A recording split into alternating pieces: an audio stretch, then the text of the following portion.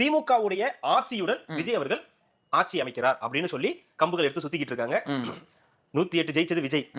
விஜய்க்கு தேவைப்படுது 10. ஆமா. அந்த 10 அதுல 5 வந்து இங்க இருந்து இல்ல குடுத்துட்டாங்க. இப்ப எல்லாருமே திமுகவிடம் இருந்த கூட்டணி கட்சிகள் தான். ஆமா. அதுலதான் எதுவும் டவுட் கிடையாது. ஆனா அவங்க திமுக கிடையாது.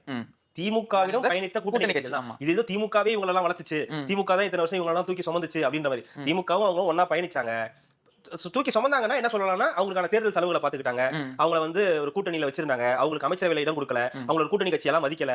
தேவைக்கு யூஸ் பண்ணிட்டாங்க. உங்களுக்கு எப்பெல்லாம் வேணுமோ உங்களுக்கு எப்பெல்லாம் பிரச்சனை ஆகுதோ அப்பெல்லாம் வந்து போய் பேசிட்டு வாப்போ அப்படின்றது. விஜய் எல்லாம் வந்தப்போ போய் பிடிஎம் பேசிட்டு வாங்க அப்படின்னு சொன்னது அப்படியே இருக்கட்டும். இப்படி பயங்கரமா கூட்டணி கட்சியை பயன்படுத்துனது திமுக தான். அதுல எல்லாம் எந்த மாற்று கருத்தும் கிடையாது. கூட்டணி கட்சிகளை எப்படி பயன்படுத்தணும், கூட்டணி கட்சிகளை ஒரு அங்கீகாரம் கொடுத்து ஒரு அங்கீகாரம் கொடுக்காம கடைசி வரைக்கும் எந்த அங்கீகாரமும் கொடுக்காம எப்படி பயன்படுத்தணும் அப்படின்றத நீங்க திமுக கிட்ட இருந்து தான் வந்து கத்துக்கணும்.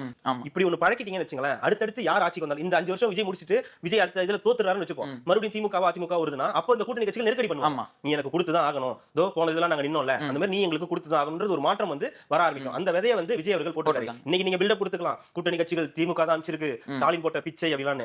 நாளைக்கு உங்களுக்கு ஒண்ணு நடக்கும், அது விஜயால தான் நடக்கும். ஒருவேளை நீங்க ஜெயிச்சீங்கன்னா கூட அவர் எங்களுக்கு கொடுத்தாரு, அமைச்சர்கள் நீங்களும் கொடுத்துதான் ஆகணும், அப்பனா தான் உங்க கூட கூட்டணி வைப்போம்னு சொல்ற அளவுக்கு வந்து நிலை வந்து மாறதுக்கான வாய்ப்புகள் வந்து அந்த விதையை வந்து விஜய் போட்டிருக்காரு. ஒரு நல்ல மாற்றம்.